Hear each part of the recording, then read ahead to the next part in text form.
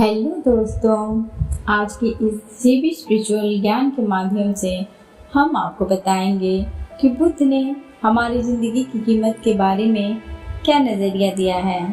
हम में से बहुत से लोग अपनी ज़िंदगी की कीमत नहीं समझते और अपने जीवन को बेकार की चीज़ों में बर्बाद कर देते हैं, जिनसे हमें नुकसान छोड़ फायदा कभी नहीं होता है।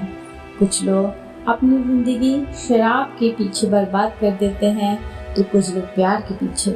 आइए जानते हैं कि हमें अपने इस बहुमूल्य जीवन को कैसे सार्थक बनाना चाहिए। एक बार की बात है, गौतम बुद्ध अपने शिष्यों को जिंदगी से जुड़ी अच्छी बुरी चीजों का ज्ञान दे रहे थे। सभी शिष्य उनकी बातों को बहुत ध्यान से सुन रहे थे। उन सभी में एक शिष्य ऐसा था जिसे प्रश्न पूछने की आदत थी। वह उठकर गौतम बुद्ध के पास गया और बोला, आप हमें जिंदगी के बारे में जो कुछ सिखा रहे हैं उन सब का क्या फायदा? क्योंकि हम में से बहुत से ऐसे शिष्य हैं जिनको ये भी नहीं पता कि हमारे जीवन का मूल्य क्या है और ये हमारे जीवन के लिए कितना कीमती है। पहले आप हमें ये बताइए कि इस जीवन का मूल्य क्या है।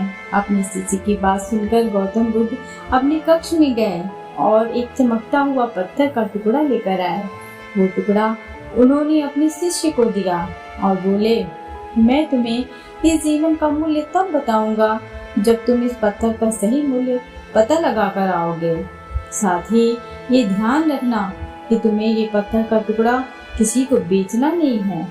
गौतम बुद्ध की बात मानकर वह शिष्य बाजार की तरफ चला गया। बाजार में सबसे पहले उसकी नजर एक फल बेचने वाले पर पड़ी और उसने वह पत्थर फल वाले को दिखाया और बोला, इस पत्थर के बदले आप मुझे कितने फल दे सकते हो? फल वाला बोला, ये पत्थर कुछ खास तो नहीं है, लेकिन फिर भी इसके बदले मैं तुम्हें 10 केले दे सकता हूँ। वह से उस पत्थर को लेकर आगे चला गया। फिर उसे एक सब्जी वाला मिला। शिष्य ने उस सब्जी वाले से उस पत्थर की कीमत पूछी। सब्जी वाले ने उस पत्थर को ध्यान से देखा और बोला, इस पत्थर की कीमत के बदले में मैं तुम्हें ज्यादा से ज्यादा 1 बोरी भरकर सब्जियां दे सकता हूँ। इसके बाद वह शिष्य उस पत्थर को लेकर एक सोने के व्यापारी के पास गया। उस पत्थर के टुकड़े की चमक देखते ही सुनार ने उसकी कीमत 100 सोने के सिक्के लगाए। शिष्य ने वो टुकड़ा बेचने से मना किया तो सुनार ने उसके बदले 200 सोने के सिक्के देने को भी राजी हो गया, लेकिन शिष्य ने वो पत्थर नहीं बेचा। इसके बाद वो शिष्य एक हीरो के व्यापारी के पास गया और उसके सामने उसने वो पत्थर के टुकड़े को रख दिया। उस पत्थर को देखते ही हीरो के व्यापारी ने एक साफ कपड़ा बिछाया, उस पत्थर को उसके ऊपर रखा, फिर उसकी परिक्रमा की और हाथ जोड़कर उस पत्थर को कपड़े में लपेटते हुए बोला, तुम जिसे मामूली पत्थर समझकर उसकी कीमत पूछ रहे हो, असल में ये एक बेशकीमती रूबी है।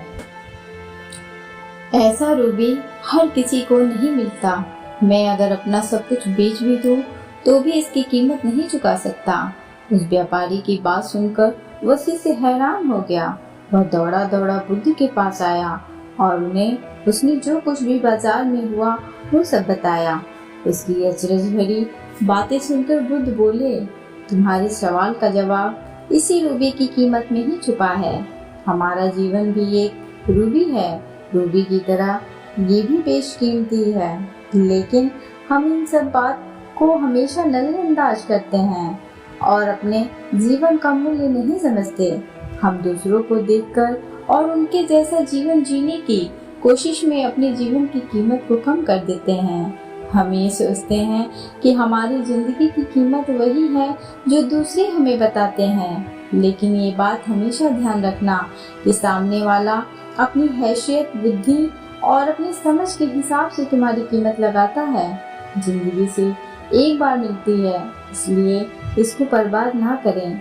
अपनी जिंदगी को उतना ही कीमती समझें जितना कीमती आप अपने बैंक में रखे रुपयों की कीमत समझते हैं। आज के समय में लोग अपनी जिंदगी से ज्यादा कीमती प्यार, पैसों और दिखावे से भरी चीजों को समझते हैं। प्यार के चक्कर में ऐसा काम करने लग जाते हैं जिससे उनकी जिंदगी बर्बाद हो जाती है। यहाँ तक कि वे सुसाइड भी कर लेते हैं। पैसों के चक्कर में अपनी जिंदगी बर्बाद कर लेते हैं। नाम कमाने के चक्कर में उल्टे सीधे काम करने लग जाते हैं। हमेशा याद रखें, दिखावा करना जरूरी नहीं है।